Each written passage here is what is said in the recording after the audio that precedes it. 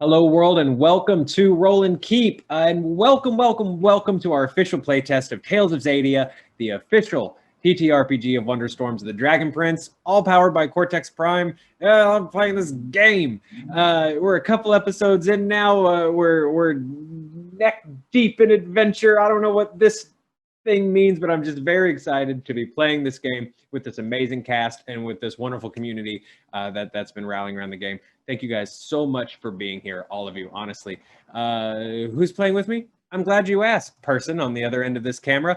We've got Aliza Pearl from Nerdist and Geek and Sundry, Streampunks, the Improvised generation, Mellie Doucette, our incredible community manager, Vanessa Guerrero from the El Rey Network and the Kicking and Screaming podcast. They just had Macaulay Culkin on there. You should check it out. Cam Banks, the creator of Cortex Prime and Mean Rules Daddy, and the developer of Tales of Xadia, who will be helping us through the system. I hope that's like a tease for one of our giveaway codes tonight. Mean Rules Daddy. Mean Rules Daddy. Cam Banks, the Mean Rules Daddy. MID. I like to call this an actual how to play show because I want this show. Is the story great? Heck yeah. Are these characters amazing? Yes, they are. But I also, aside from, I want this to be edutainment. I want this show to be able to help you guys learn how to play the game.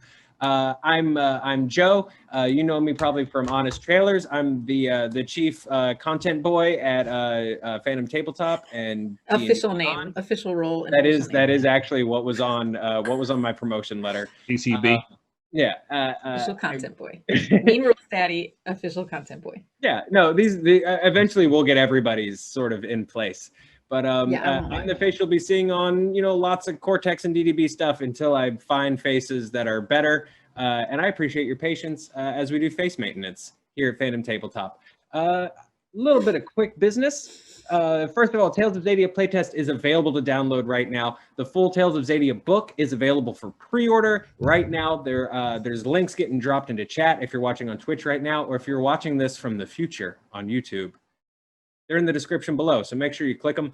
We're live here on Twitch every Thursday, and VODs drop on YouTube every Monday. And to thank you guys for tuning in live here on Twitch, we're giving away copies of Cortex Prime, which is an absolutely gorgeous book. I love it so much. Giveaways are triggered by heroic successes. What is a heroic success? You're going to find out. Stay tuned for ways and reasons that you can type Mean Rules Daddy into chat and receive prizes for doing so. In the meantime, let's return to Xadia right here on Roll and Keep.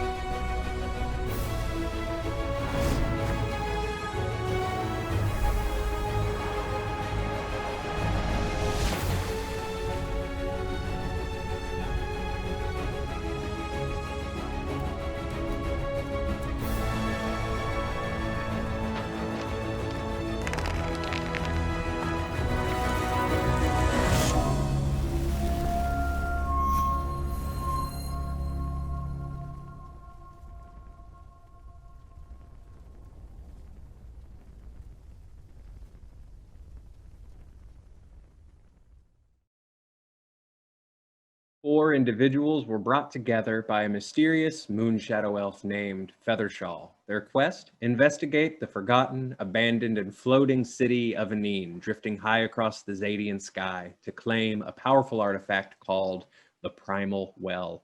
Before the island collides with a mountain range at the border, and the well is lost forever.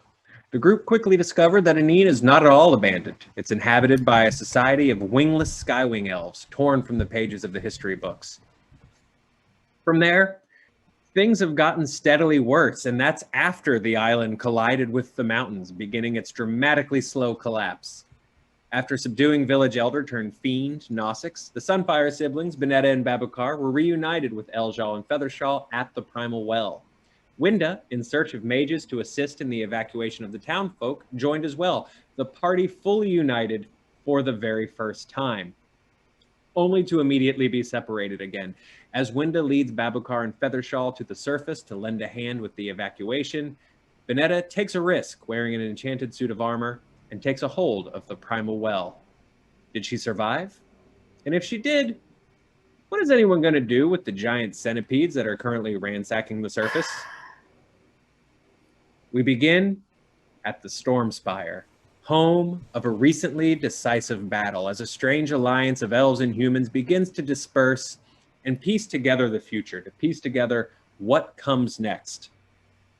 Two Sunfire elves find themselves at a crossroad, asking themselves a very important question.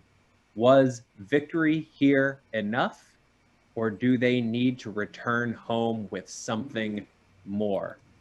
Babukar, Vanessa, there's sort of a very fancy tent city because it's elves, and elves do things in style, right? But it's kind of this tent city, this army encampment has been set up at the foot of the spire in the weeks after the battle.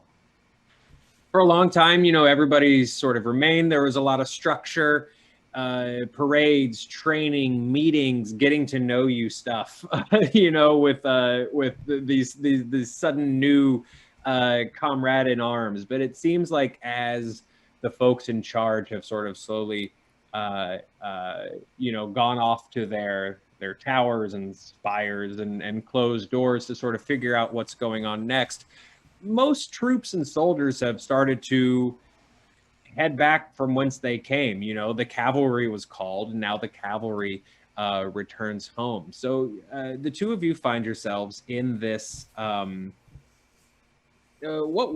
been for a little while, a very vibrant mix of Moonshadow and Sunfire elves.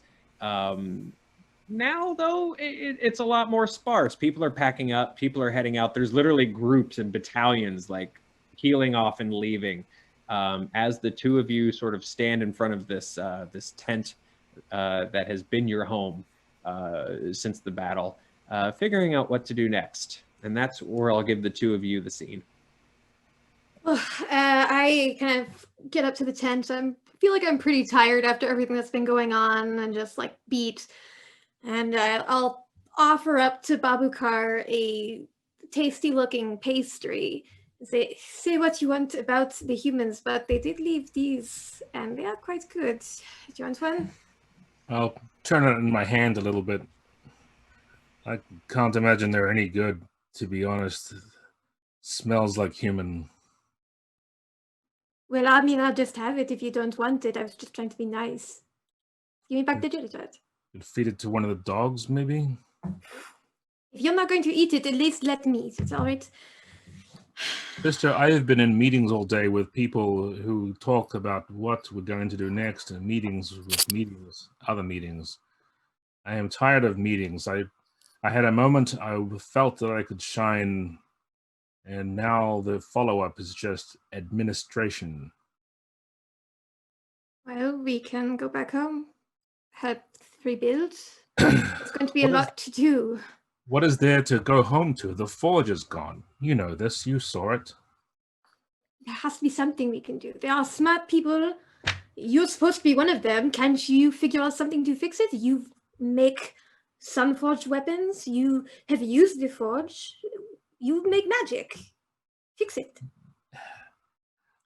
I've told you many times, sister, the craft is something we learn, but the will and the spirit within us that makes it possible to do, that is the real tool at my disposal. And right now that is in need of honing. I feel disconnected in some ways from the forge. It's too far away. It's dark.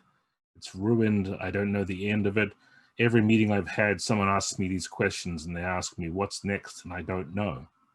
And I would love to have myself distracted for some time by tarts and human things and talking to more leaders and kings and queens, but I don't want to do that because that is the role of other people. That's other people's jobs. You hear the sound of someone approaching, definitely not trying to disguise, that approach, but the sound of just general feet on the ground, maybe some stuff kind of getting kicked around and jostled a little bit.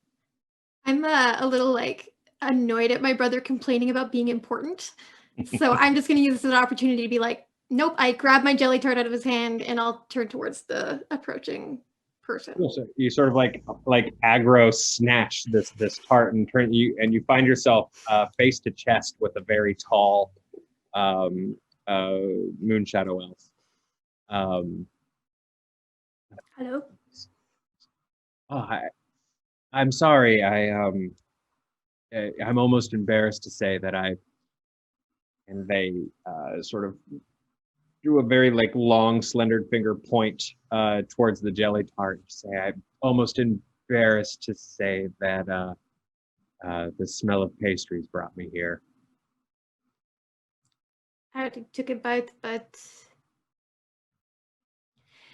here you go. If you want the rest, I guess. I don't mind. It is a human pastry, I'll warn him. As he like goes, as they go to take it, I kind of don't want to give it up quite yet, but then I'll let go. Yeah, there's definitely a moment where it's just like, a couple ginger sets of, because you don't want to, it's a pastry, so the both of you aren't trying to name it, but yeah, there's definitely this weird Caucasian chalk circle moment of thank you, College Theater, for putting that in my head randomly, of the two of you wrestling for this thing, and the elf is smiling politely for a moment and eventually thank you, and sort of to answer the car. Not everything the humans make apparently is garbage. Some of it is, well, fairly good. Yes, so I've learned it. Babuka won't try it, but were you a part of the battle? I don't think we've met before. I am Vanessa, this is Babuka. A pleasure. Oh, Babukar, I've seen you leaving. I've seen you leaving the tent, and you hear like the capital T sort of intent of referring to the War Council tent that's currently actually being taken down, sort of at the north side of camp. Pleasure to meet you both. I'm called Feathershaw. That's rather on the nose, isn't it? They sort of adjust the giant feather shawl that they're wearing, and I suppose they call me Fire Stick. I think they call you Fulmin Ignis, isn't it? My apologies. I have had a long day, week, month. Yes, I was with the council. It's just noise in there, though. Nothing of any real consequence right now. It's quite all right. I apologize. I didn't mean to eavesdrop, but I couldn't help but notice that you did seem a little stressed out and perhaps underwhelmed. Me specifically, or my sister, who also has gone through quite a lot? Well, you specifically, but clearly both of you. Obviously, both of you fought in the battle and must be exhausted. I'm fine. I mean, what have I been doing since the battle? Just helping around camp, but not in the tent. No, not in the tent, anyways.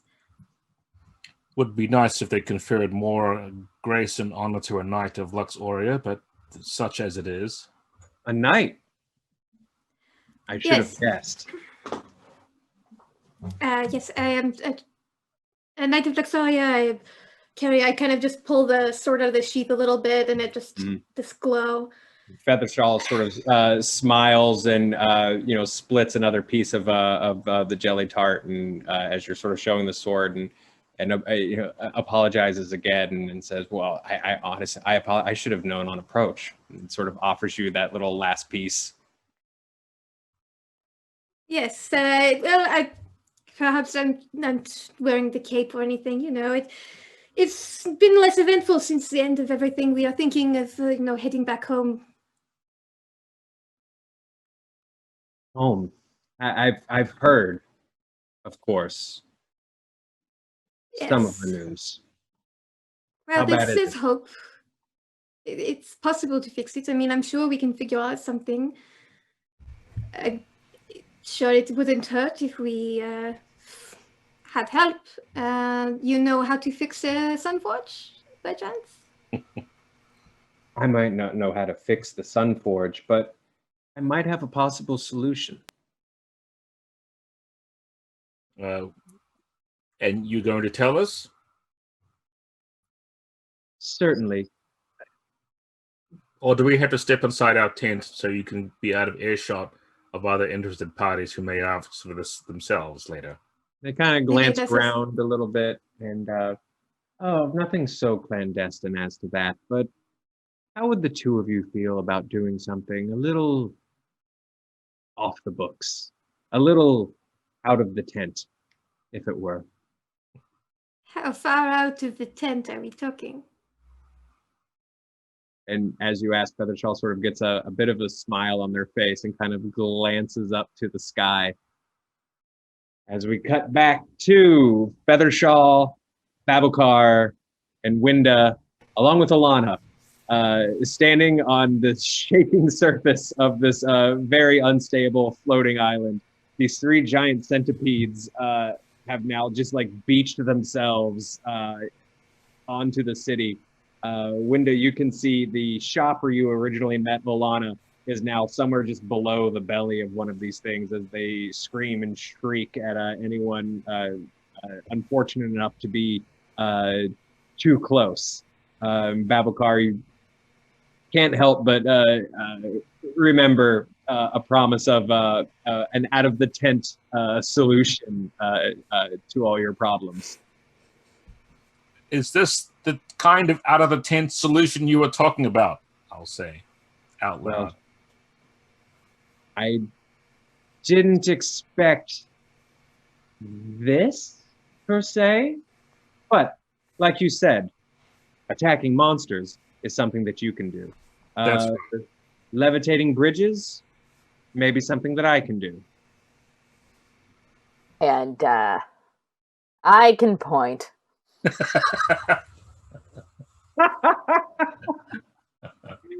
Well, lead the way, human. I mean, I meant rather fire arrows at the giant centipedes, but I have an area where we have some of the bridges already scooched into a direction. All we need to do is just have you, pardon the very humanistic language, zap the bridges to where they're walkable onto the mountain. Can you zap? Zapping I can do. And Alana sort of like steps in and is like, excuse me, she works with me. Winda, lead the way.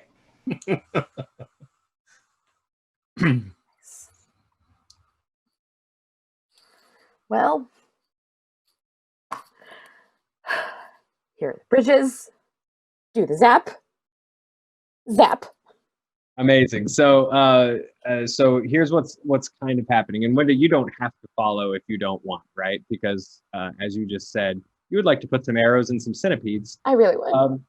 And you have an opportunity to do so right now. One of the things, the one that actually smashed the shop where you started, is actually just making its way towards the keep. This one is just like kind of completely off course and maybe a little braver than the other two.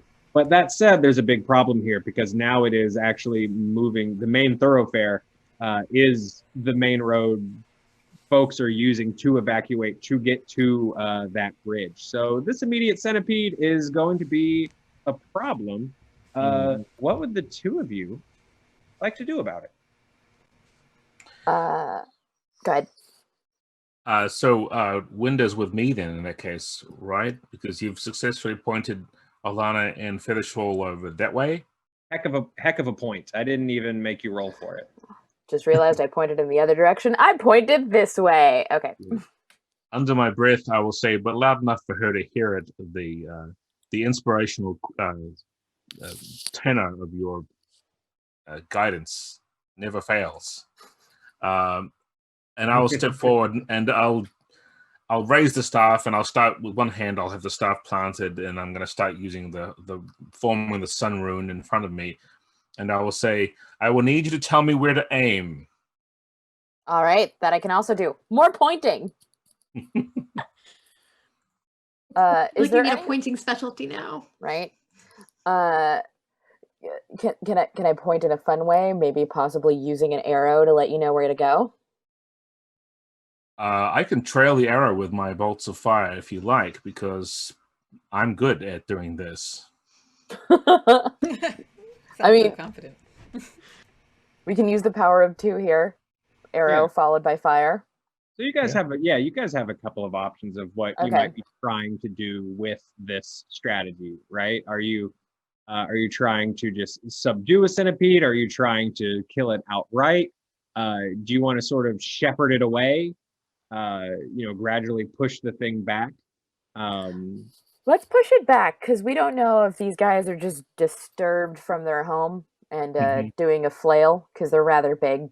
But they could just be hanging out in a mountain, and then suddenly a floating island hits it. So maybe they're not like trying to harm. So let's try pushing back first. True. Okay. True. All right. So let's set up this roll. And then we'll get to the horrible thing that has happened to Vanessa after we handle the centipede situation. So how are you going to handle this game-wise, Joe? So this is going to be rules, Daddy. I'm glad you asked. So this is going to be a challenge. It's gonna be pretty tough. It's going to be 3 8s this challenge. Okay. And sort of a little insider baseball is yes, it's a giant centipede, but also I'm dealing with a smaller portion of the party. I think if everyone was here, I'd probably pump up the jam a little bit on all 3 centipedes and we'd boogie. Yeah. But for now, it's this 1 centipede and the 2 of you. So I'm going to roll this pool of 3 d8s. Who do you want us to go first, Joe? Well, let's work out kind of what you're. It sounds like this is Winda assisting Babacar with fireballs. Yeah. Well, with a challenge, the good thing about it is that we all get a shot to take down, reduce the challenge to nothing, right? And so, if Winda's going to lead in, I think Winda sounds like the first player to go. Okay. Okay. Cool. So let me roll this, and then you can start putting your pool to counter it together. All right. What am I going up against?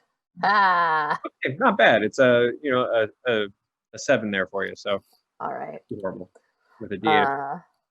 In that case, I'm going to use my agility, and then this would be a mastery situation.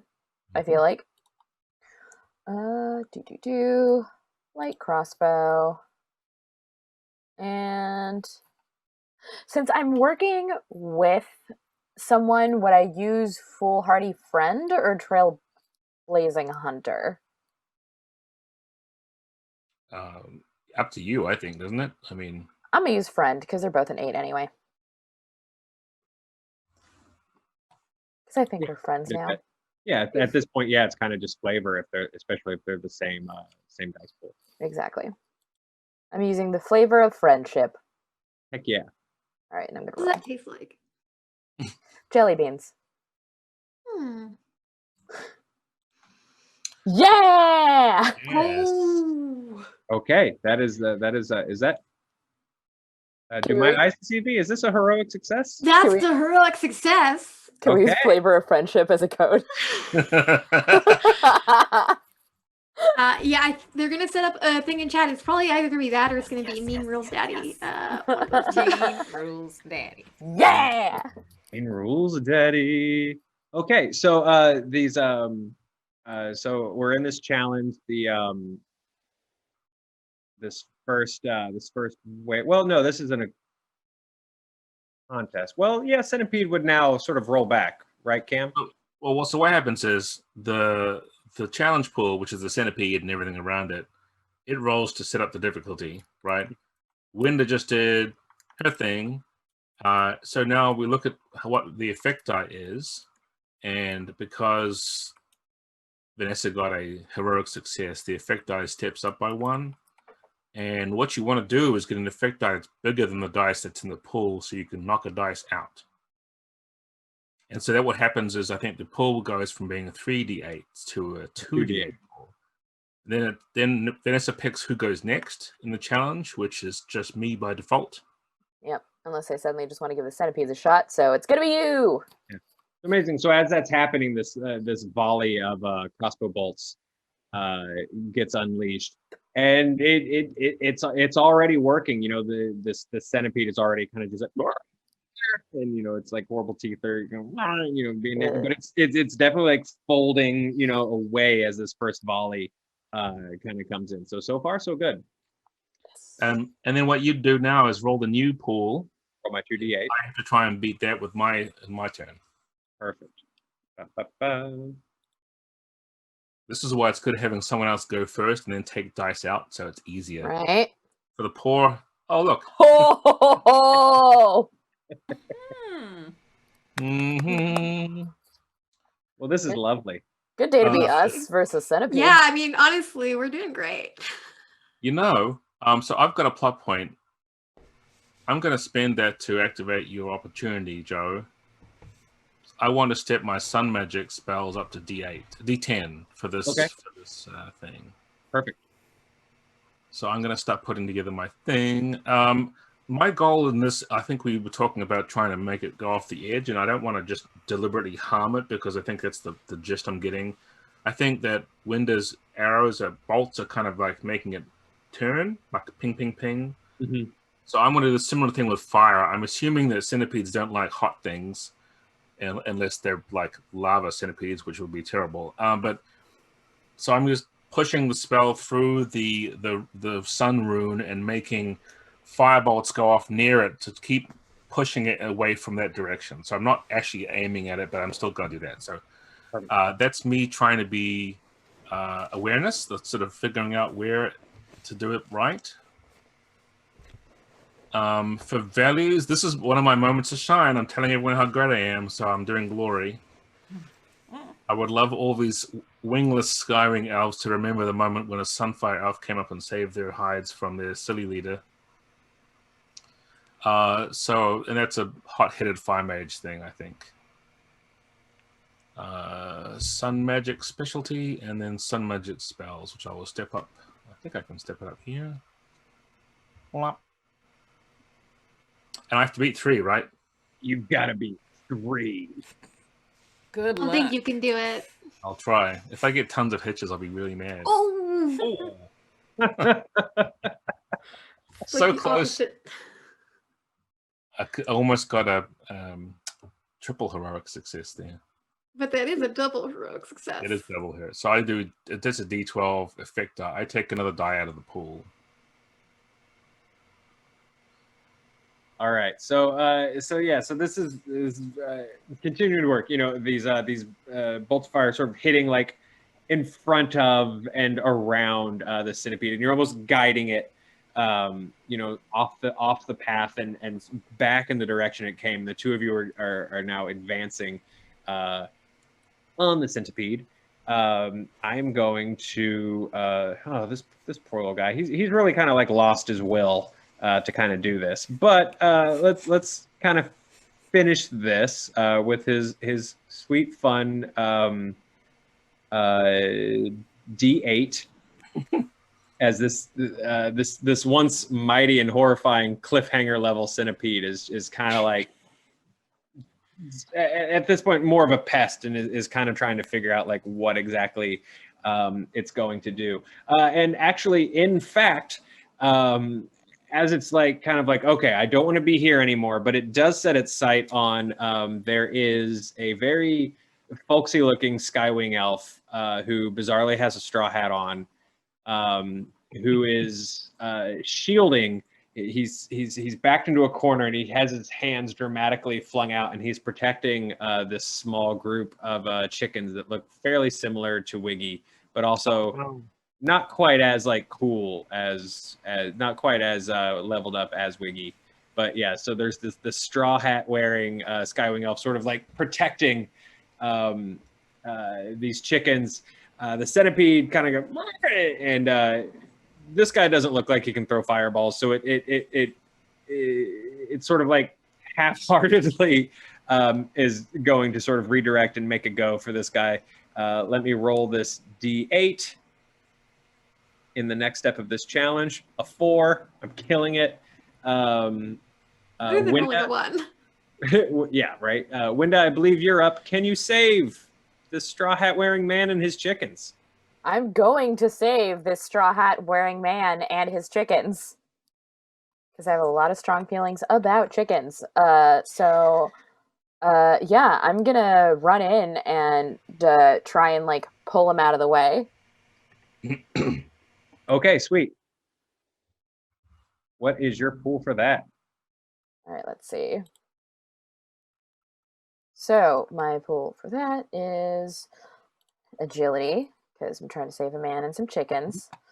I don't know if this would be my sense of justice so much for the man and chickens, or devotion, because I'm 100% doing this for Alana. I'm gonna go with devotion. Oh, you broke Mellie. We know why. I may love chickens, but I love my new sense of purpose more. All right, and then we're gonna go with foolhardy friend, and ooh, do I have anything else I can throw in there? Climbing or tracking? I mean, I'm not tracking these chickens. All right, that's my roll. Please let me save this man and these chickens. Yeah, I don't see how you can not. Yeah. Yeah! This challenge is really good for the chat and giving them lots of books. Yeah. Right, and also just the hardest I've ever worked to impress a lady.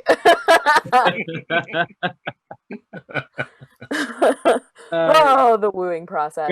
Winda, with this heroic success, will you please describe the incredible way with which you saved this farmer and his chickens?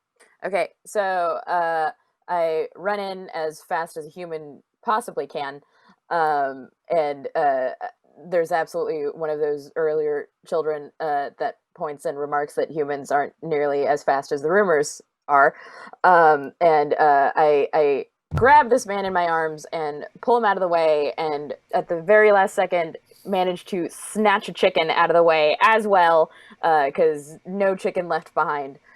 So the man is safely out of the way, and I'm holding a chicken over my head like it's King Arthur's sword. So as this happens, because of the power of the heroic success and just the instincts of these chickens to just stay close to their alpha, even though you don't actually touch, somehow like they all just remain sort of in this mass as you pull the man out of the way. I don't know how to explain it, but that's what happens. A cluster of chickens. You've got this just cluster of chickens just orbiting the two of you that also just move as this one big group as the centipede sort of smashes into the wall, officially calling it a day. The centipede just starts to like kind of like slink away, just sort of very like frustrated about this entire situation as that dice pool now resolves itself. And as Winda is holding this chicken in the air, we just do like a quick just snap pan to Alana, who is directing traffic to get people to the bridges that Feathershaw is currently moving. And you see Alana just like see it happen, and she's like, "Boy of the month." Like,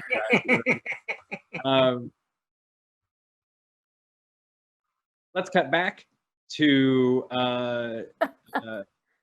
Vanessa and Eljal to see what horrible fate awaits Vanessa. Vanessa takes that moment, gives her final goodbye requests to Eljal, takes a deep breath, Her hands grab either side of the primal well. And hey, nothing happened. She's good. Oh, What? that How crazy is that? That does not seem particularly worthy of a cliffhanger. All right, I have the well. What do we do with it now? So it's this kind of just like treasure chest sized thing, and it's not light, but also not absurdly heavy. A buff knight of your station is sort of able to easily just sort of like hold the thing, out. It's no heavier than any times that you've had to like help someone move, right? Yeah, all those times you help people move in Lost Oasis. Yeah, look, it happens. Hey, friends take advantage of friends in fantasy worlds too, people. Yeah. What we really needed, though, and I'm glad we have Wyndon now, because we needed that friend that points where things need to go. Absolutely. Look, all I'm saying, if I had a nickel for every Sunfire elf that was like, can you help me move a couch? It happens. It happens. Cool. I mean, I'm holding. I looked to Eldril. I think, what do you think we do with it now? I didn't think these fire heads. Yeah, me neither. But I think let's just walk with it. Let's go. Okay. All right. Yeah, let's go. I mean, I was committed to the whole heroic sacrifice bit. This is good though. So there is a moment after you sort of take it and claim it, the glowing stones that are a part, the glow sort of and the energy coming from the primal well eventually sort of slowly starts to recede until it's kind of basically just this giant thing. There is a moment later as the two of you are kind of like, okay, we have the thing. You do feel this almost like G gravity, like a little bit of like a lurch, when you take a hill on your car too fast or you're going up on a roller coaster, you sort of feel this like, whoa, as the island reacts to its lack of having a magical levitation source. Cool. I would like to, before we go anywhere, I'd like to just take a look around the room to see if there's any accoutrements that we could take with us for the loot. Well. Oh yeah, let's loot this place. Cam, we've never really looted. I said it in a long way, but yes, let's loot. Let's loot. How are we looting Cortex? Should a loot quest be just like a challenge, like with a difficulty? A test, you mean? A test. Thank you. Yeah, I mean, I guess the reason you'd want to do a test is because perhaps you think there's a timetable now. Yeah, but also like, can you find something that you can use and therefore make an asset out of it? Yeah, right. That's more so what I'm thinking. Not just any old thing, like something that can help us transport the well. Maybe there's a cover or a harness to carry it in or something like that. Sure. Okay. So as you're like looking around in this moment, the room's not like crazy, right? It's not like the room of requirement. There's a couple of little chests and cabinets dotting the sides. Also, both of you notice like the floors aren't doing nasty things and reacting anymore. As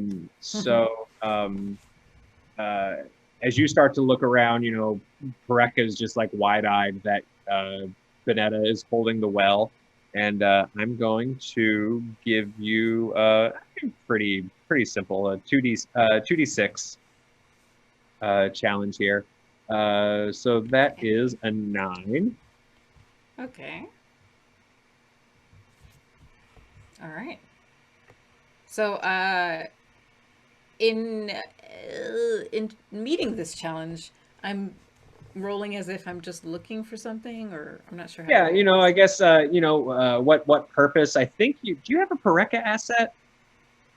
I can't remember if you. I don't think so. I know Wiggy. She has a Wiggy asset. Yeah. Okay, you have a Wiggy. Well, I mean, but Wiggy's not in the room. I think I sent Wiggy. I thought I sent Wiggy and Pareka upstairs. We didn't because upstairs halfway was upstairs, yeah. Nosix being burned-faced and arrested, and we didn't really need to explain that yet. Yeah, she's on so they're still in the room. Okay. Well, there's also the other way out, right? There's the way that the tunnel. via the library. But yes, you do have a Wiggy asset, and who knows? Maybe he's kind of a retriever. That's fine. We can find out if you want. Okay. Not a crazy Okay. beat. It does sound like it's a looking for things job. Yeah. I'm going to first use awareness as my attribute. And then for my values, I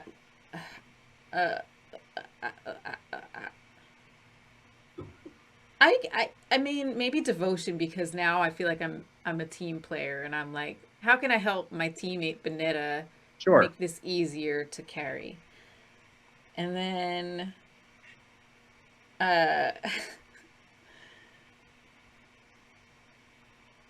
let's see, I'm successful. Yeah, I don't think anything. Maybe a Wiggy. Let's just throw a Wiggy in there and see what happens. What distinction makes the most sense for you, though? What distinction? And are you low on plot points? Because if you want to get more, you could use one of them to get in your way. That'd be kind of fun.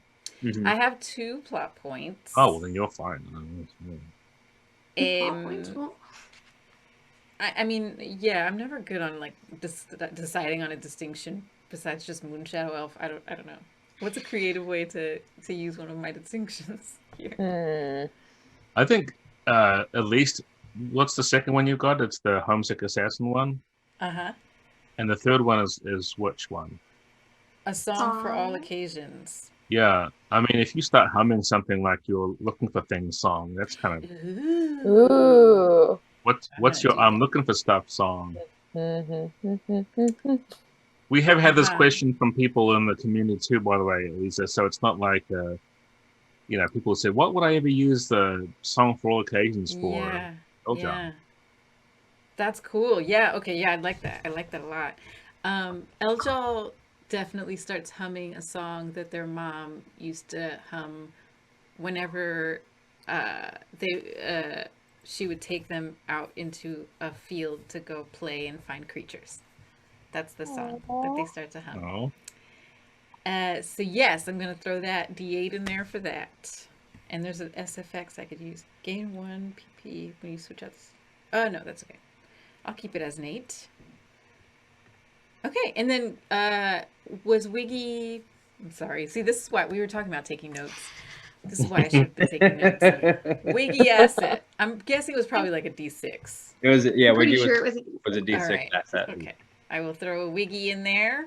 See what Wiggy can do. Getting Wiggy with it. That's the song that the mother used to hum. Yes. That old Moonshadow Elf folk song. It worked! Bam. Yeah. Oh my goodness. Man, rolls are on fire tonight. Okay, sweet. So as you start to sing this song, like Wiggy like perks up Wiggy with it. somehow and leaps out of Pareka's arms, and Pareka's like, hey, I'm in charge of you, and like leaps into action. And as you're looking around, Wiggy is like also like circling, just like pecking on the ground. And as you sort of like reaching for one cabinet, as the place is starting to like lurch and shake a little bit, Wiggy very quickly like pecks your hand, and then just does like a freezing like a frozen point to a cabinet that's across the room, like on the other side. I go to it, and I scoop Wiggy up and take him with me. Cool. So you open up this cabinet, and there is there's a black cloak hanging up inside of it. Well, not less black and more like a nice deep midnight blue. Ooh. I take it. Yeah. All right, cool. What does this do? So Looks you, nice. you take this cloak, and because Gnostics was a lot of things, and he's also, a librarian. He's a soup enthusiast. He's a crazy person. He's also a historian, and something that you've noticed, all of you, as I do a pause and rewind on the entire game to just make it easy to explain what this asset is. Everything's labeled in the keep. Like everything has like little handmade plaques. Gnostics is a man who's very proud of the culture that they've developed in Anine. Remember all of those plaques that I've been talking about for the 5 weeks we've been playing this game? Well, there's one above where this cloak is hanging as well, and it simply says Cloak of Flight. The wearer shall soar like a hawk. Whoa. Under it. And so you have a D10 asset called the Cloak of Flight. Whoa. I mean, it's so nice of him to keep it down here out of the way. And right? You get the sense that the Cloak of Flight is down here as in case Primal Well stops making the island float break class. Yeah, if only he communicated that to anybody else. Oh, you threw soup at him. That's true. It actually is our fault. I mean, he did kind of like attack us, so I'm not going to feel too bad about it. Yeah. All right. What would y'all like to do? Well, Eljal is finding stuff with Wiggy. I'm just like, there was like symbols on this thing, right? Like primal symbols on the well? Yeah. Mm-hmm. The longer you're holding the well and the longer that it is sort of inactive, you're starting to notice a lot more details on it. Various colors, sort of. Babakar would be the one who could be like, oh, that's X, Y, and Z. But you are sort of noticing all of these symbols of different primal sources on the well. Okay, I mean, I'm just hoping maybe it just needed to like restart. So I'm gonna look for what I think is like the sky primal symbol and just like see what happens if I like, touch it and jostle it a bit. Okay. I don't know magic, but I do know touching things. Interesting. That's your motto. That's yeah, apparently. I know touching things. No. Oh, that came out wrong. Okay. All right. I am going to. You are not a magic person, and you're kind of trying to do something magic-y. So I'm going to make this a 2d10. A little bit of a situation. So let's roll that and find out what happens. Why do I bother doing this? Sorry. No, wait. Actually, I think you're gonna have to re-roll that because I have a D8 exhausted that you should have in that pool. Yeah. Oh, thank you. I forgot about it. I will re-roll this. Yeah, maybe you'll roll 3 ones, and it'll just be like. Or you get an asset in real life called Mellie's just honest and changed. It's a D8 exhaustion stress. Yeah. All right. Let's see if we can't restart the primal well. Okay. Right. Cool. So a little tough. Thank you for your. All right. Yep. It worked out really well for me. Karma. I guess this is intellect. I'm trying to remember this symbol. So that's my D6 of brain power. That's a big. And then it's looking at my values here, I feel like this is just gonna be like my justice. Like this is my great. My represents defense, not destruction. I'm just trying to like use this thing to save all these people. I'm like, if I can get this thing back on, all of the problems will be done with. So I'll have that. And you know what? I have fickle luck, which I'm going to use as my D8, not a D4, which I'm just hoping, by stroke of luck that I'm going to hit the right thing. And that's it. That's all my dice. Mm-hmm. It's going to be so easy to get a 10 with this. Oh, okay. Piece of cake, right? Easy piece of cake. I got exactly 10. I should have said out loud 11 because it seemed to be listening. I mean, I could spend my plot point and move that 3 over, though. And then I can succeed at understanding magic. So you know what? No, I'd like to see what happens with this not going well. So I'm just gonna leave it and keep my plot point. You know, one of the fun things about games like this is you don't have to win the whole time, because it's more fun sometimes to blow it. Yeah. That plot point will be useful later, assuming this doesn't kill me instantly. Let's see what happens. Okay. Push the button. So this is the right one. You, man, in hindsight, we should have made this a contest. Okay, so here's what happens. You're kind of like, you're sort of like, okay, what would Babacar do? What would Babacar do? And you're like, I'm pretty sure, I think I know what the sky one is. I mean, he doesn't like do a lot with the sky one, but like, let's see here. The sky one is, okay, well, I mean, technically, you know, the sky around our city is a little red just because of all the fire. And okay, let's hit it. And you hit the red the red primal sword. The sun is in the sky. So yeah, the sun is in the sky. Sky source. Duh. That's right. And as you do it, the earth rune on the primal well sort of activates. And the room starts to just like shake, and the enchanted floor where the primal well was sort of hovering by, like almost like a magnet, like the earth and like stones and bricks start to like just like it like at first like one rock just like hits near your head and just like stops just short of the primal well, like it's being attracted, and then another one goes and you all of a sudden like actually duck that. And the room starts to implode a little. Whoa! What did you do? Stairs. We can talk about it later. Just stairs. We should go. No, Pereka, go. Pereka, go up. I will let them go first. I feel like I should be last. Pereka takes off running upstairs. Eljal, you take off running upstairs.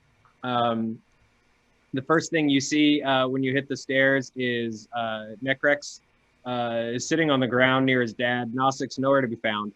Uh-oh. Well, I'll be right. And Necrex is just like, he got away. Also, will someone help me with all the frozen people? As you're just like running past him. Necrex, they should be okay. Babacar said they look really solid. We have to go. We have to run. The inside of the room is. So Vanessa is saying this like as you're running, and he's like, "What?" And then he starts to see what can only be described as the basement trying to follow you. And he's like, and this room sort of starts to shake. Okay, so this was my idea after you just failed the thing. So I feel like this is a little.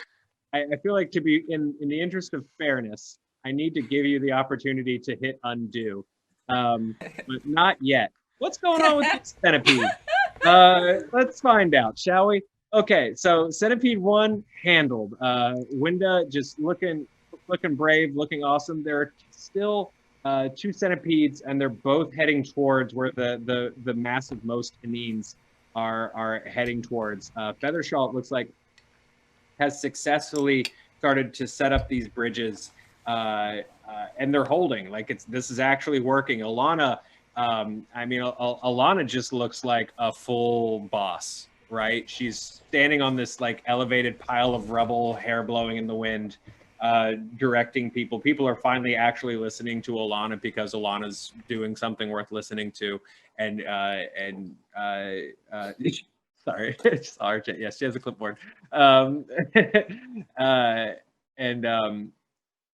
So it is working. Like people are actually starting to make their way through the bridge, like 2 by 2 people. It's slow, right? Because this is still crossing the sky as this island is slowly careening into the mountains below. But these other two centipedes are heading their way, and it seems like people are pretty much defenseless. The straw hat wearing farmer clutches. Most of the chickens are now like sort of just like attached to him. And he just like dramatically points and very helpfully is like, 2 more of those centipedes are heading towards the people. Oh my god, it's Don Knotts. I saved Don Knotts and his chickens. All right. Do I want to take on the centipedes here, or do I want to find a diversion so that I can move those 2 centipedes away from the people? Are both the centipedes like heading towards them directly, or can I like break them up? They're like side by, like these 2 are sort of side by side, and they're just sort of snaking, forward, being all centipede. That's not to say that you can't try to break them up. Okay. Ooh, is there any way I can try and like knock something down into their way? Because everything else falling over anyway. Yeah, go. What would you like to try to do? Chances are there's lots of buildings that are kind of on their last legs right now. I mean, the Quinoa Bell Tower is nearby, and it's waving precariously. You can actually hear it like dong dong, like the monsoon in Karate Kid 2. AKA the greatest sequel ever made. Yeah. Yep. Empire Strikes Back is the Karate Kid 2 of Star Wars. Sorry, I digress. So lots of options is what I'm saying. I want to try and get an arrow. Basically, I want to like arrow lasso this quinoa bell and try and like yank the rubble in front of the centipedes. I think that's cool. Yeah. I'm going to set up a little difficulty pool for you, because that sounds really fun. Yeah, because just because it's a centipede doesn't mean I gotta kill that centipede. Maybe it's just a terrified mama centipede. Yeah, exactly. Sweet little gross baby. Yeah, just a mama centipede that's got like maybe hundreds of baby centipedes that also want to eat babies and chickens. Oh my god. Look, she didn't ask to be a single mom, and then all of a sudden this place just like crashes into her apartment. Yeah. And it happens to also be full of delicious chickens and elves. Yeah. So what are you gonna do? Food. Your Uber Eats order's at the door. And it's us. That said, here we go. 2d10, because you're trying to do something specifically pretty. Oh God! Yeah. Oh, please don't let me fumble this. If I fumble this, I'm gonna be so mad. Because you are the strongest of all of us with your might. With my strong human might. Mm-hmm. My very mortal might. All right, so I'm trying to lasso a big old bell. So I'm gonna do that. Yeah, as you're setting up, the farmer is just like, you're like saying out loud what you want to do, and he's like, "You need rope." And just holds up just this big spool of golden rope. That's extremely helpful. Don't know why you just got rope around. Can't see you lassoing a chicken, but thank you. Not gonna look a rope horse in the mouth. Well, I've never seen a human before, so never say never. Fair. All right. And then I'm tying up this rope to my arrow, and so I got my agility, I got my devotion. I'm gonna use foolhardy friend on this one because it's an Alana one, and crossbow, and don't really see a need for climbing because I'm just yanking. All right, so please let me beat this. Okay. There we go. All right. You do. Okay, sweet. What happens? So I shoot my arrow, and it manages to clang against and then around the edge of what's holding up the giant quinoa bell, which again should be barley. It's just heartier. It keeps you fuller longer.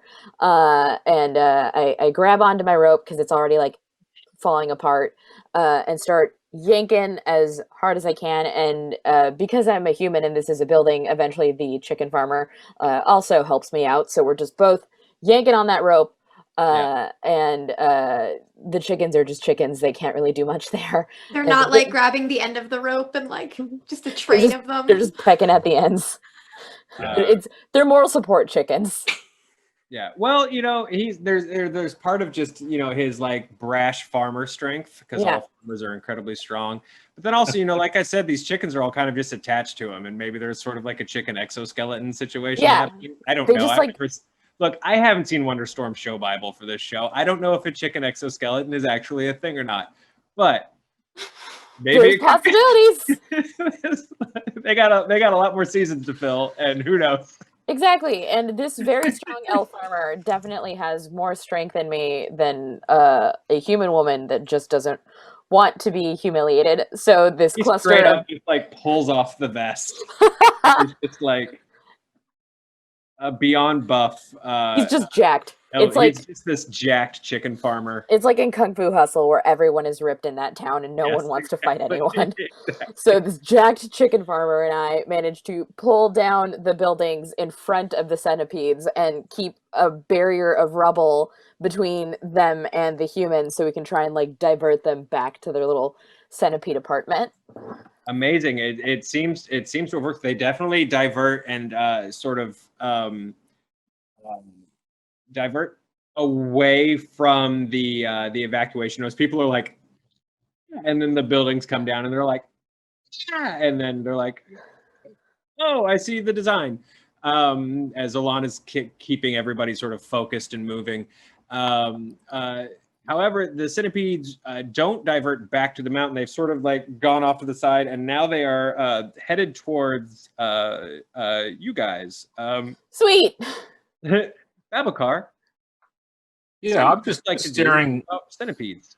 I'm staring with quite a lot of impressed Sunfire Elf looks at this human who has somehow accomplished this great effort, while I've been just standing around, going, well, I could do something, but I guess I don't need to do anything. It's all cool. Then when the vest comes off, I'm like, oh, that's unnecessary. And so my appreciation of Skyring Elf independence has, it's like a roller coaster. It does this and like this. I don't really think much about it. No, I'm like, no, come on. So in an effort to try and top that, since I can't rip my shirt off because underneath this amazing Sunfire Elf mage kind of exterior, there is not a whole lot of actual calisthenic training to show off. I'm giving you a 1d6 asset called Begrudging Skywing Respect. There we go. I think I want to continue with this idea that maybe they've been it's the fire helps too, right? Like it helps herd them a little bit. So I'm going to try and herd these centipedes. Is there something that looks like less important around here than us that I could move them towards? Like, is there an edge of the town that they can kind of go towards? I mean, yeah, look, really at this point, there's like, there's the town center where I think people are still sort of heading from about where you guys are towards the evacuation point. The rest of the city, though, it seems pretty barren, and also like there's still like a very loud, like weird grinding sound that none of you have ever really heard before as Floating City continues its slow collision with mountain. And the city is actually just sort of like, some of it's going up, some of it's going this way, some of it's going left, some of it's like falling down on the ground. Bless you, buddy. My cat's sneezing a lot off camera. So yeah, there's definitely like all that happening. But yeah, most of the city right now seems kind of fair game for a centipede wrangling. Great. Well, I'm just going to try and aim it away from us, like essentially clearing them from the evacuation point, and also not us. I'd rather not, this fine performance we've just seen, I don't want to have it quelched by centipede rampage. So putting up sheets of flame, just throwing them at one after the other, trying to kind of create like a barrier or almost like those neon lights that come up and say, hey, go this way on video games. Like, this is where you go this way. So I'm directing them with flame. Is my goal. Okay, cool. I'm going to set up your difficulty pool for that. Do you have any stress? I can't remember if you do or not. Nope, it's all gone. Sweet. Okay. So I'm going to lower the difficulty on this just a little bit because you've kind of been there, done that now with this. It's just sort of the same application, just with 2 of these guys. So let me roll these 2d8s. Okay, at least I didn't roll a bunch of hitches. So a 9. All right. Well, I think first I'm trying to figure out whether I'm trying to influence these things or if I'm using my spirit. And I think my spirit's the one that's most important here. I'm just trying to like really bring out that magical signposting that needs to be done for this. That's that. It's still glory. I'm doing this totally because everyone's going to look at me. That's the motivating factor, really. It's not about saving people so much, unfortunately, for those people who want. I respect that. But I think I'm going to, because this is a bit complicated, I'm going to use my simplicity is the best solution against me. So I'm using it for that because I have no plot points. I've got to get some. Okay. Sun magic and sun magic spells. These were stepped up last time, so I think we can continue that until the scene's over, right? Yeah. That sound fair to you? Yeah. No, that sounds absolutely fair to me. You could say no, Cam. That's not fair at all. No, I think the scene sort of ends when the Centipede menace ends. All right. So let's see if I can try and beat this 9. Oh, I forgot the D6 help for the Skyring thing, but that's fine because I got 16. You needed it. You done did okay. I did get a hitch. You'd be amazed, but that 1d4 that I made myself take on got a 1. Right. So you do get that. You do get the hitch. I'm going to give you a little bit of just exhaustion stress. I think is what that hit is going to be. Because you are magicking quite a bit, and it's been a little crazy. Yeah, makes sense. It does work though. Let me know sort of what's this end result with the centipedes? What's happening? So I'm getting worn out, and I'm starting to have that thing where the sweat and so forth is kind of coming down my brow. I mean, you think that sunfire elves wouldn't worry about that kind of thing. This is a different kind of exertion than just being warm. And I'm moving along the street a bit, like I want to, this one, and this one, and putting up these big sheets of fire, and hopefully my goal with them is to make them move. And so I guess they both do. I mean, I did a pretty good job. I was worried that only one of them would steer out of the way because they may not be necessarily following each other. But let's say, I guess, that one veers off, follows the to get away from the fire, follows that direction, and the second one comes after it. Perfect. Yeah. Literally just sort of just chasing after its older brother, just trying to survive. I have the family trees of all the centipedes written down here. So yeah, no, it totally works. They just start sort of heading off into the already evacuated and currently just being wrecked portion of the city. Wendy, you see Babacar sort of slowly making his way a little bit, maybe a little more weight of the world on him after that massive display of magic, and helpful farmer is just kind of like, your buddy looks worn out. Yeah, he does. I'm gonna go talk to him. That seems like the right thing to do. Come on, everybody, to the bridge!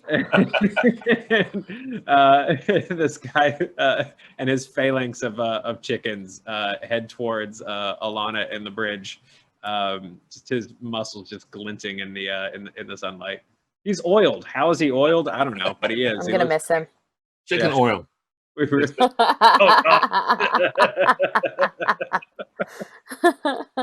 the natural oil that keeps them dry. It's natural. So, when you head back, reconnect with Babacar, and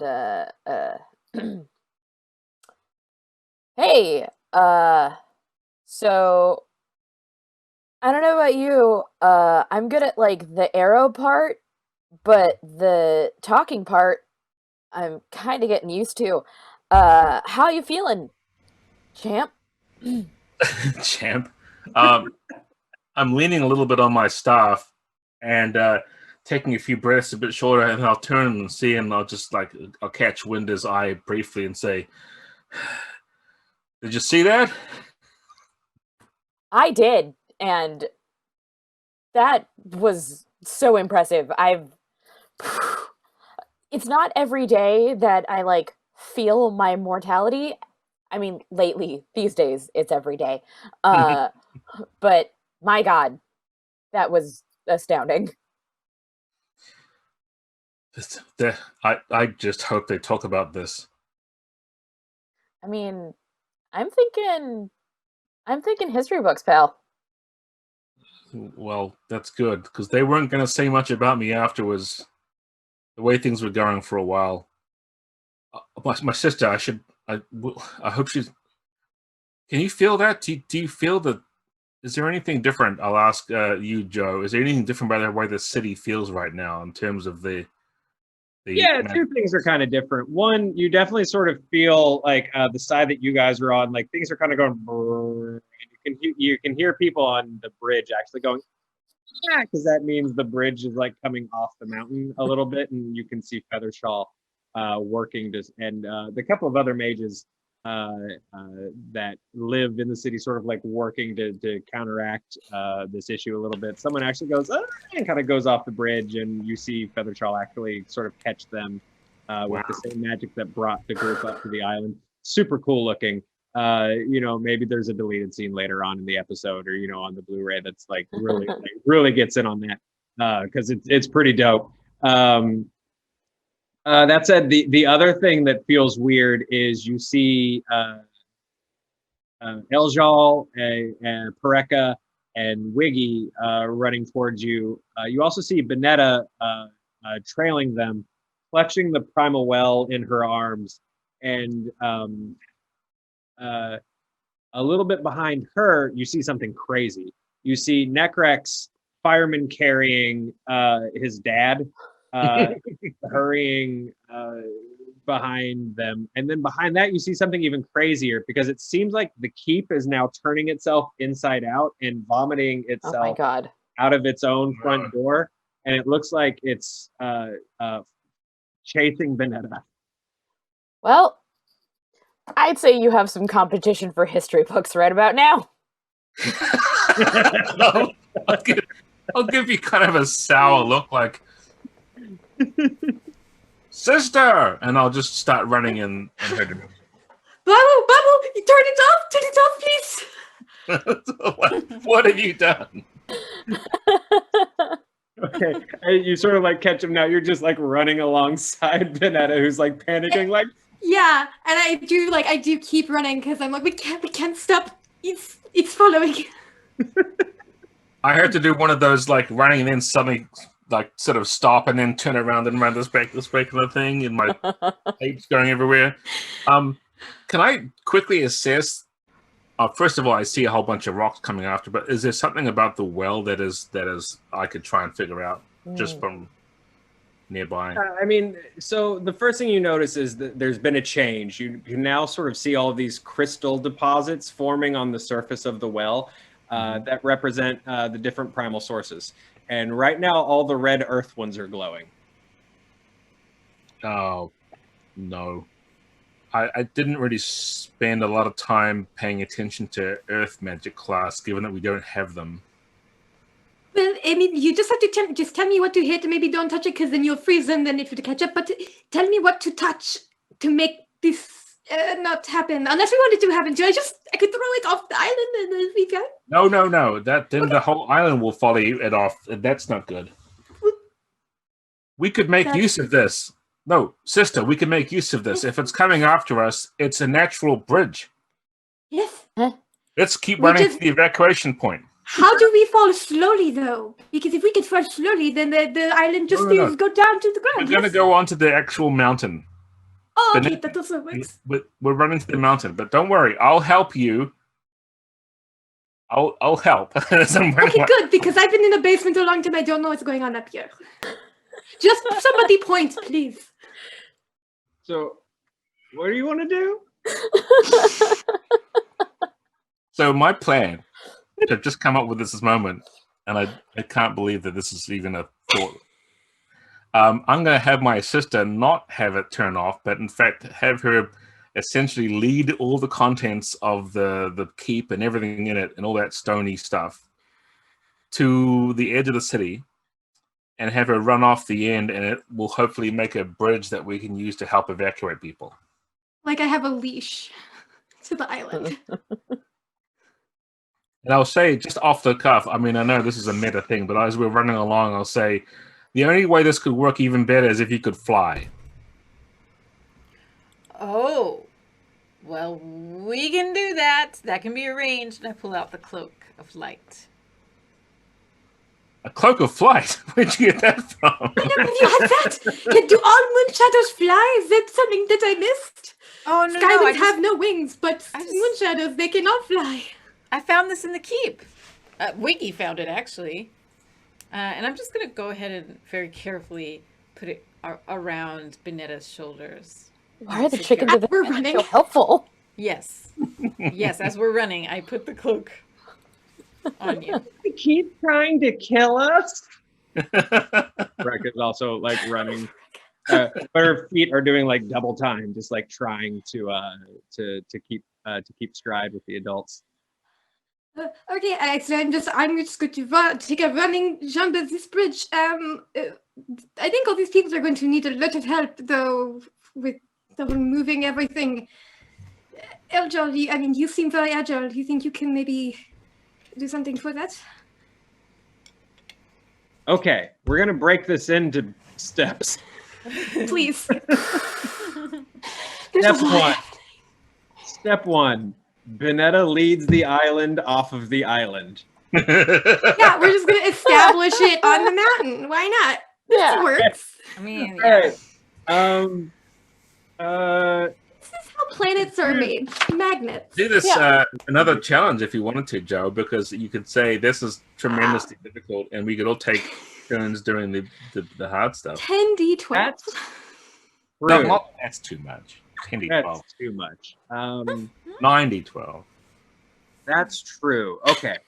We're going to, okay, this is going to be sort of, I like that idea, because everyone kind of has to do their part to deal with this crisis pool. Like hammerheads. Well, Cam, what's sort of like the rule guidance that we give for like how you pick how many dice and what size of dice? Yeah, so the important part is first figuring out what the difficulty is out of the range of dice you have for most tests. So, whether it's 2d6, 2d10, 2d12, you pick that difficulty dice type.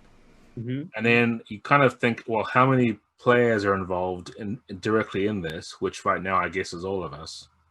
Yeah. And if it's going to be kind of a bit of a thing where you don't want to happen instantly and maybe take a little bit more work and time, then add 1 or 2 to that. So you could do 5 or 6 dice, and then that would be a lot of us trying to do it. But if you just went with 5, it won't take forever. The problem is that once we've all had our go in a challenge, and this didn't happen downstairs with the thing, but it's okay. Well, up here, what was it with the centipede? Anyway, the challenge gets a go at the end of all of our turns to try and do stress to one of us. Right. Like it's our spotlight moment to get in a perilous situation. But otherwise, if we fail any of our rolls, we'll take stress. But if we succeed, we can knock the pool down. So I'm hoping that if we all do our bit in the ways that are good for us, we'll actually get this done, right? A magic way and a sneaky way and whatever. So this is going to be 4d10 situation. I'm giving a 10 for each of you. Part of me wants to just make this 4d12 because it's insane. I feel like we should do 4d12. You know what? Yeah, we are. But I'm also the person that chose to fail and make this situation happen. So. to reduce the dice, we're going to have to come either up with get a d12 on our effect die and step it up past d12 in order to succeed at taking a die out, or anything we get less, like if it's not as big as D12, then it steps down one of the dice in the pool as a result. So it will take longer if it's D12. I mean, I think it would be really hard at 5D10 or 4D10. Yeah. Yeah, let's do, because I'm also eyeballing time. So let's stick with our 4D10. Okay. And, you know, just because you guys fail some of this, which you won't, because I'm about to roll like a chump. But just even if people lose this, doesn't mean, you know, necessarily the day is lost. It just means things might go a little differently, right? So let's roll and find out what happens. Okay, I'll take it. So it's a 16. Wait, who's going first? Yeah, who's going first? Because it might make a difference if there's stress added into it. Vanessa, I would think, is well, I don't look. Phase. I did ask for somebody to point. True. So what's phase 1 here? Are we trying to get people to get off the ill-fated bridge plan and get onto this new bridge plan? I think it's an additional option. It's like it's route B, right? It's like, hey, don't worry. Yeah. If you don't like the bridges, why don't you try Big Stone or the island? That's the other way you could get off. This is like the hard mode, you know. It's like the kid, like when you go to an aerial park, there's like the kid level, and then there's the adult level that's way more dangerous. Mm-hmm. Exactly. So it's up to you guys, though. What's step 1? I think maybe Winda's got to show us where to direct this. Oh God, pointing. Okay. Is there a? Sorry, what's up? Yeah, do you want to like reconnect with Alana and the remainder? Because there's still, you know, there's some folks. Like actually, a lot of a good number of folks have now evacuated or have taken shelter in the mountains and are clear of debris and stuff like that. But there's still, you know, there's still people up there, including the poor farmer, poor buff farmer. Yeah, I want to reconnect with Alana because she's gonna know where like the next chunk of people to go is, and she'll be able to like help me push them towards what we decide to do with this island on a leash. Okay, let's. Well, actually, before we roll, I'm sorry, I wrote this down and meant to give it to you, but I did want to give you a D6 asset called Employee of the Month. Yay. Really just earning my pay with everyone today. Cool. So, and I if you're going first, then Vanessa, then do you have plot points left over from before? You still have some? Let me see. I think so. You always start with at least one, so you. I think I have one. Yeah, you should have one. So if you activated Joe's hitch there, his opportunity, you could step that Employee of the Month up by 1 because, come on, what a great opportunity to do that. I am gonna step up that Employee of the Month. So what's the Employee of the Month now? Employee of the Month is just I'm going to say anything involving Alana. Okay. But was it a D6 before? Oh, it was. I'm sorry, you're asking literally what it was. Yeah. It was a D6 before, so now it's a D8. Sweet. So yeah, I'm gonna use that plot point and make that a D8 Employee of the Month asset because I've been doing a lot of pointing today. I'm basically a manager. Literally, all Alana Winda things are just to troll Mellie now. All right. And in this case, I'm rolling to get to Alana. Well, I mean, you're kind of rolling to. I mean, I think this is whole kit and caboodle. Like, okay. what are you leading like all of us? Yeah, like what are you trying to do once you get over to Alana? What's your hope? What's your goal? All right, I want to get over to her in time to both like explain what the situation is and like explain what the situation is and like successfully work with her to divert anybody left to evacuate to this new bridge that we've created. Got it. Okay, let's set up that pool. Okay. So I'm putting employee of the month in there. Because I'd like overtime now. I'm trying to figure out if I want agility or influence in this because I'm going to have to move a lot of people. This is definitely an influence thing. Yeah, so I'm going to throw influence into this. Devotion, because duh. Definitely wouldn't work this hard for just a boss. Foolhardy friend. And... Oh! That's my pool. Let's see what this does. Okay. You got this. Ah! No! Oh. Hey, you know what, though? Don't give up. Oh, you have to give up because you don't have you don't have plot points. Don't give up. Never mind. You have to. Well, not a t-shirt. Oh, never mind. Don't give up. What kind of stress? Give up. That's like D10 stress, though. That's a lot of stress. Yikes. Yeah, that's a lot what kind of of stress. stress? I'm gonna call it physical stress. A Okay. lot of your adrenaline is going down now, and running on a moving and crashing terrain is tough on.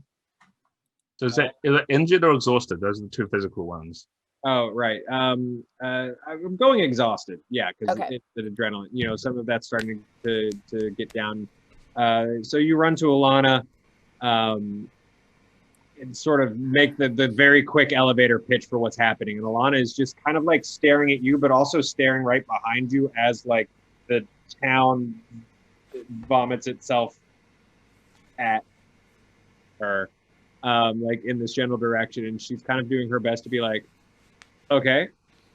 And Feathershaw kind of like looks over their shoulder. It is like, what? Island. Leash. Inside out. Bridge. So as Feathershaw is helping, Feathershaw actually uses their magic to actually push this bridge with the remaining couple of people that are on it, like to the mountain, literally just fairy style, down towards the mountain. I rolled these in another deleted scene that you can find somewhere else. And Alana is kind of like doing a head count of every, it's the farmer, it's a few other people, and Alana's kind of like, okay. Does everyone understand what we have to do? And everyone's kind of like, yeah. And he's like, let's do it. We're ready. And all the chickens are like, okay. And then Alana's like, almost like counting and goes, Balin. Where's Balin? Who's Balin? The librarian. And Alana, without further ado, tears back towards the city that is pulling itself up. Who's next? Yeah. Who goes next, Vanessa? This is great. This is my okay. Up next is me hyperventilating. Bonetta. Cool. Yeah. I'm getting pumped up to just run off this ramp that we have to get onto the mountain, and this is very safe. But I have a cloak of flying, so I'm gonna make it, and then we will establish a new settlement on this mountain. And we will call it our land. Oh, man. Okay. Well, what do I have to roll against, Joe? And I do have a D8 exhausted, so add that to the pool. Okay. We're all exhausted. We're getting a 1 out. Okay, so the pool has not shrunk. Nope. So it is still 4 D10s. So Plus a D6. Yeah, plus a D8 for my exhausted. Stress out. It's too bad because I really like this 11 that you got here. 11. But Well, you do hang on. need to add a D8 for exhausted. Yeah, I'm just gonna roll the D8. No, you can just do the whole business. No, yeah. Get some hitches. That's fine. no, this is fair. So, I mean, an 18. Well, you don't add the 7 to the 11. No. Oh wait, sorry. Hang on. I am gonna back up. We're gonna do, that. Although you know what, that actually tracks for what you should actually have to beat. Do this bonkers thing. But I am gonna add like evil Knievel move. Here. Let's start over. Up. Okay. Okay. Ow. 15. Okay. Just realize this is not some fun stress going on here. If we fail, it's a lot of. Oh no. Cool. Well, this is gonna be my fickle luck again. I'm just hoping, praying to Luxaria that this works, because I trust Babukar, but I'm not sure I trust the science behind this, or the magic behind it, rather. I am, however, going to activate my heat being. I think as I'm getting pumped up and trying to kind of overcome my anxiety of doing this. Cool. So I get my heat being, I get that crackly skin going as I kind of start to jog.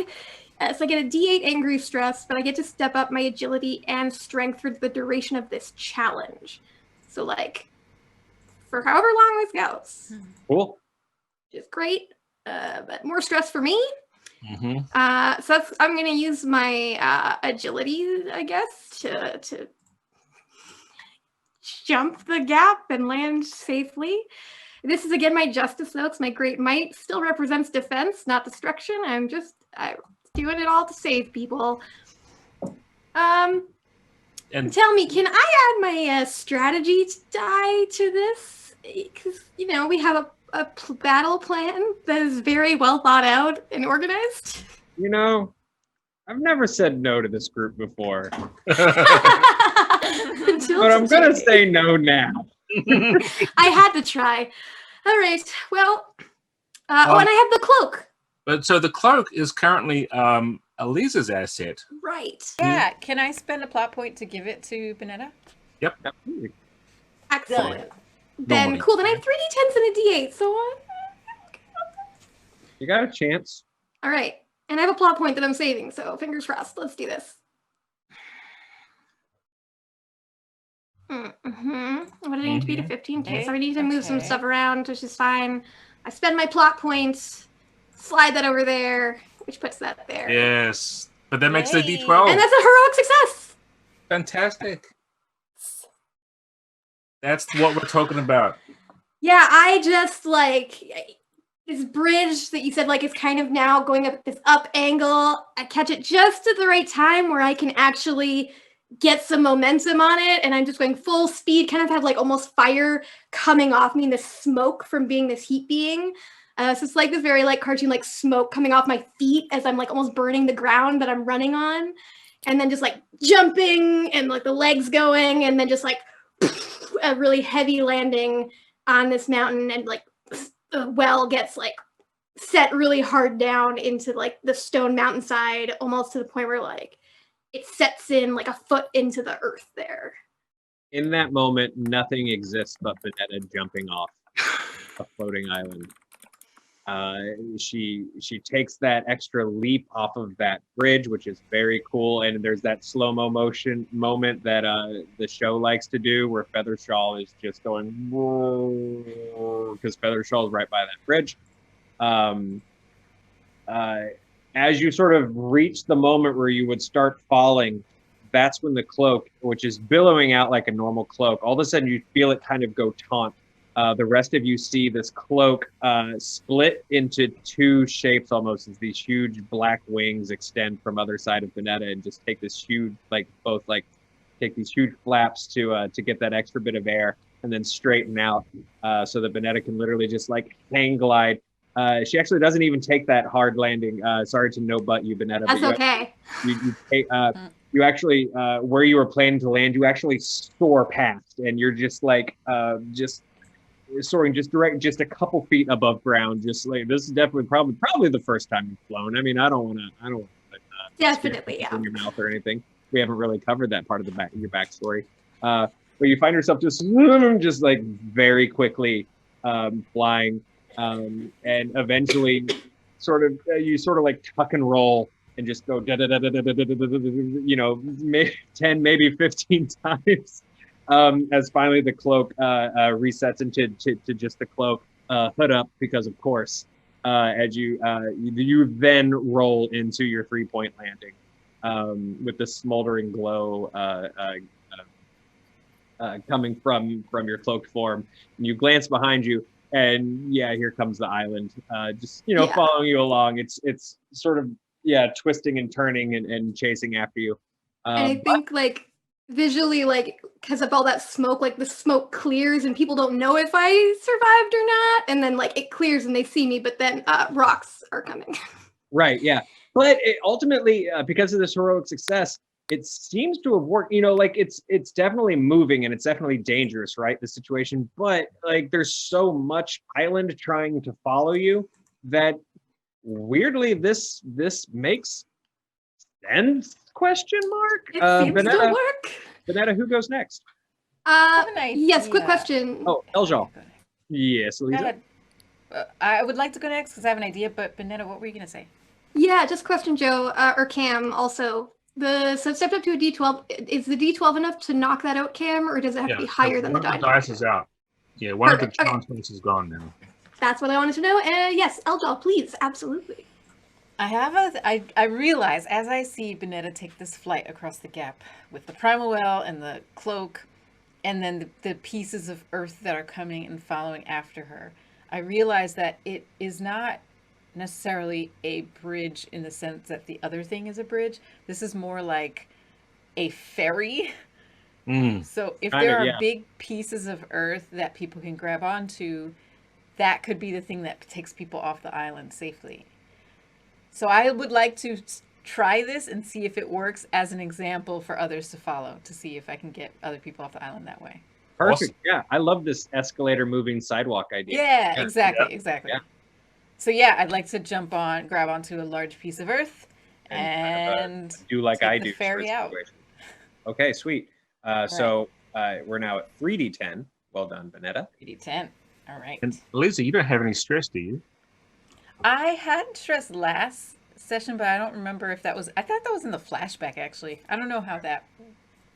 That was, but a couple of scenes have gone by now, so okay. I don't. All right. Then no, I don't. You got a 9 to beat. Okay. All right. Agility. Let's see. Devotion, justice, mastery, truth, liberty, glory. I mean, I feel like there's a case for mastery.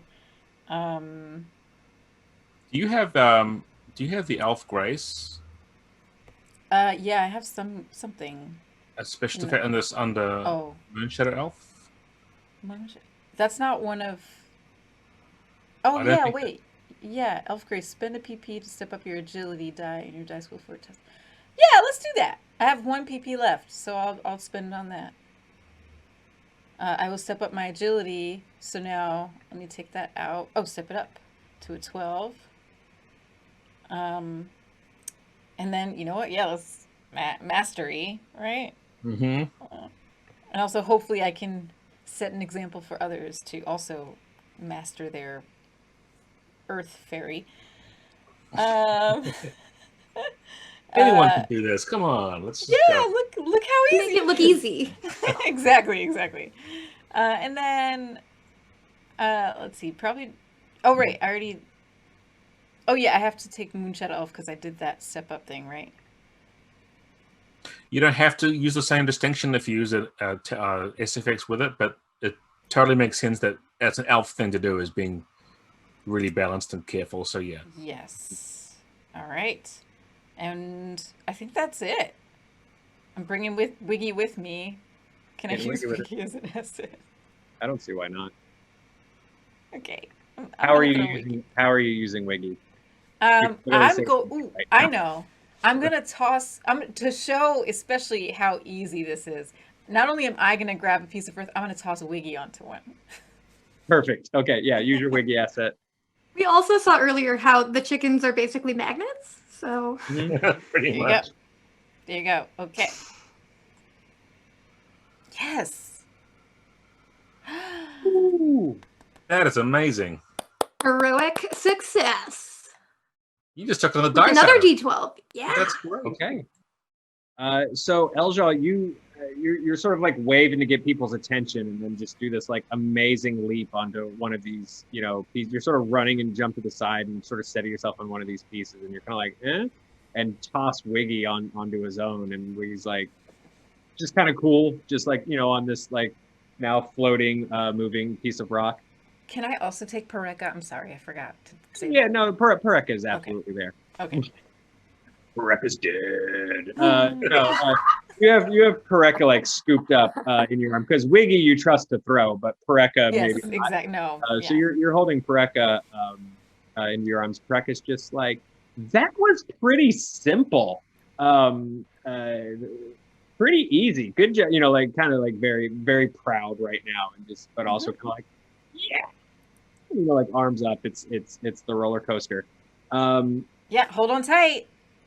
Because she's kind of like, it's very cute. She's sort of like clinging to you.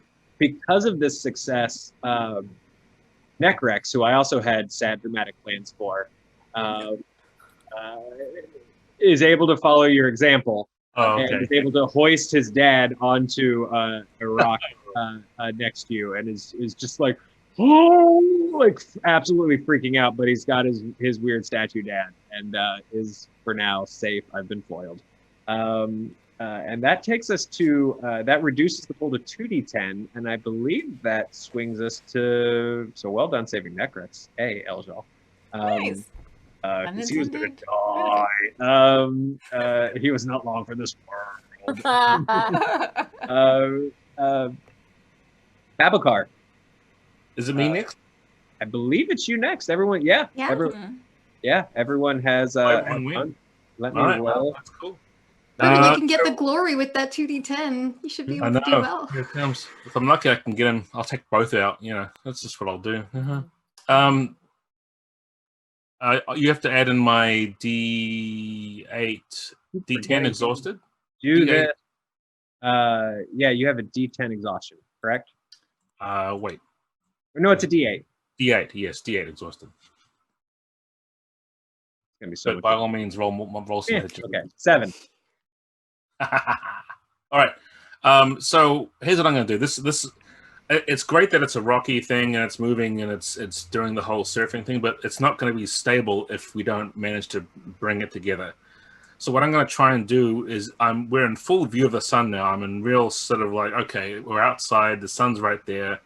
I want to channel as much of that into the spell as I possibly can. So I'll run up some of the steps, some of the rocky steps, and following Eljal's lead, right? Because obviously they're really good at doing this, and so I'm like, okay. But in this case, what I'm going to do is reach out behind me, and I'm forming the sun symbol as well.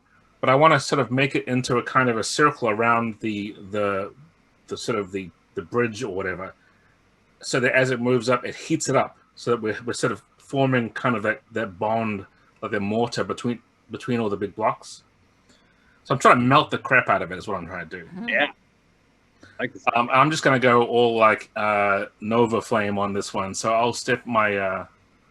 I've got my SFX here for straight to the point, which is under Simplicity is the best solution. Spend a plot point and either gain a D8 asset or step up an existing asset when undertaking a challenge because of my keen insight. And I think this is definitely one of those things. So I'll do that.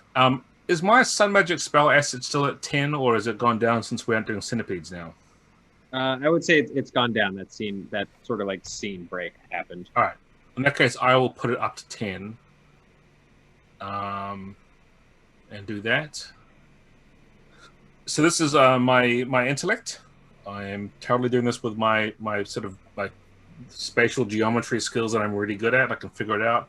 I'm going to just melt and funnel everything through this sort of ring of flame. And glory again, I think, because, you know, why not? This is right here. Everyone's watching. I mean, yeah. Hot-headed fire mage, sun magic, and sun magic spells, which I'll step up to D10. All right, and yeah, and also I have that you said had an asset too for like begrudging inspiration from the Skywing. So I'll put that in there too. Why not? Oh. How does that work? I can't drag it in. I tried this last time and I couldn't make it work. Just has to drag into like the top box of it. Yeah. There's like a little area that's draggable. There we go. Hey. Cool. All right.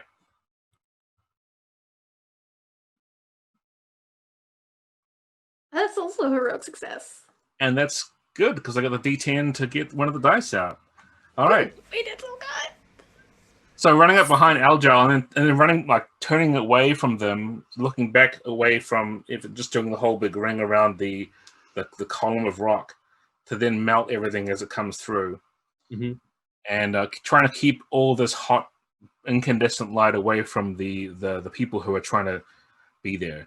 Like I don't want to make a magma or anything else. I just want to sort of like sear it and seal it up. Right. So it's almost happening on like the underside, like as I just threw my pen as far as I could. It's almost like happening on the underside, like as people are running along top. I'm going to casually lean off camera and grab my pen. All right. Yes. Yeah. That's the plan. So that it doesn't collapse for some reason underneath everybody whenever they're trying to get away. And right. So yeah, I mean, it's totally working. And you know, you see the farmer and his like chickens chasing after him. You know, like running very easily along Eljal. The piece that you're surfing on eventually like connects into this larger mass, and you're able to like nimbly step off and take off running. Necrex is behind you again, still like clutching, almost like he's carrying a mannequin. You know, like this his dad. Okay, well, hang on. We have there is 1d10 remaining. Yep. And it's its turn. And it does get to do that to somebody. Ooh. It is the turn. Who's it hurting? We have to roll first. I'm going to roll it. Let's see here. Here's my 1d10. Well, pick who you're rolling against because some of us have stress. Yeah. I did pick who I'm rolling against, and it's none of you. So as Babakar is like steering this like almost like permanent land bridge in the sky, Feathershaw grabs Winda's arm, and they say, "I think it's time to go. Come on." No. No, I have to stay here. I have to stay with Alana. What would you like to do, Winda? I'm gonna struggle. But I have a level 10 exhaustion. You saw her run back into the weird... I mean, it's hard to describe what the island is now. It's but you saw her run into the maelstrom, so to speak. Yeah. Yeah. I want to try and get away from Feathershaw so I can find Alana. Okay. I mean, Feathershaw doesn't struggle. Feathershaw doesn't want to go in there. And as Winda tears off running into the regurgitated, inside-out, imploding, but also exploding city, that's where we'll end today's episode. No! Rolling Geek and our Tales of Xadia playtest. I feel like all the blood left my brains and is just in my hands and feet. No! Well, I hope you're proud of yourself, Joe. Happy GM's Day. Yeah. It is GM's Day. Oh, now it's just a week of anxiety. Happy day me. I don't know how you guys made any of that happen, but you did. Well done, team. We stopped some centipedes and moved. It all started with failing the roll on the primal well. That was a great contest. That was so fun. Oh my goodness. And I just want to see what happened. Inside baseball, I have no idea what's supposed to happen when you fail a roll involving the primal well, and that happened. That's I don't know what if it was happened. correct, It. but that's that what so happened. Cool. When you're the basement follows you. Hey, thank all of you so much for watching. thank the four of you for playing. This is one of the highlights of my week, and I really, truly appreciate it. Again, the full book for Tales of Xadia is available for pre-order. There are links, depending on the platform that you are watching. The links are appearing where the links are supposed to appear. But that's not the end of Tales of Xadia for tonight. Mellie, where can people go nowish for more Tales of Xadia? Yeah, in 1 hour, there's another Tales of Xadia stream on the channel Fabled42, so twitch.tv/Fabled42. That's going to be starting in about an hour. That's 6 p.m. PT. They have Jesse Inacalia, the voice actor of Soren from the Dragon Prince, on the show. He's playing Babukar. They have a full cast. They have all 5 of the other playtest characters as well. So you'll see Vinaya and Dion, who you haven't seen here on our show. And it's going to be really great. So that's in 1 hour. I'm going to be there. You should be there. There's the link in the chat. That's amazing. And you know what? We've still got a little bit of Tales of Xadia story to tell here. But then in the horizon, stay tuned. We will be switching to a Cortex Prime setting called Edelon Alpha. It's sort of Blood of Zeus by way of Final Fantasy. Our own Mellie will be narrating that tale. You guys are not going to want to miss it. It's going to be very, very cool. We'll see you guys next time on Rolling Keep. Thanks.